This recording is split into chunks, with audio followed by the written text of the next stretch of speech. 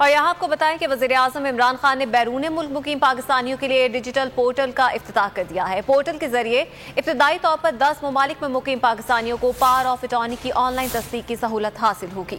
تقریب سے خطاب میں وزیر اعظم کا کہنا تھا کہ ملک میں پرانے سسٹم سے فائدہ اٹھانے والے نہیں چاہتے کہ تبدیلی آئے۔ الیکٹرانک ووٹنگ مشین کی مخالفت بھی اسی لیے کی گئی۔ ان کا کہنا تھا کہ ای وی ایم کی بدولت 90 لاکھ اوورسیز پاکستانیوں کو ووٹ کا حق مل جائے گا۔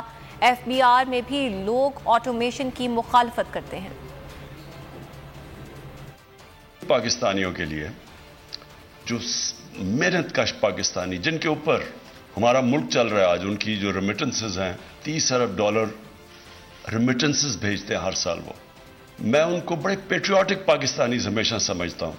فورن منسٹر نے پورٹل بھی بنایا ہے جو وہ ڈائریکٹ کوئی بھی اب بتانا چاہے کہ ہمارے کوئی مسئلے کیا ہیں تو وہ ڈائریکٹ یہاں فورن منسٹر کے پورٹل کے اوپر آ سکتے ہیں۔ 90 لاکھ اوورسیز پاکستانی ہیں ہمارے، ان کو اب جب رائٹ ملے گا ووٹ دینے کا تو یہ جو ووٹس ہے گورنمنٹ سب ان کی قدر کریں گی۔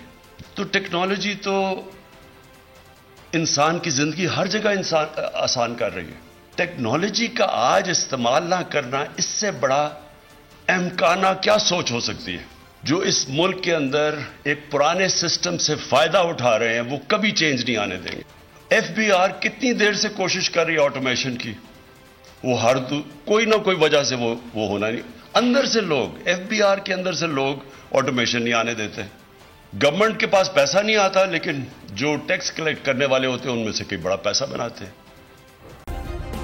سبسکرائب کریں اور بیل دبائیں تاکہ کوئی خبر رہ نہ جائے۔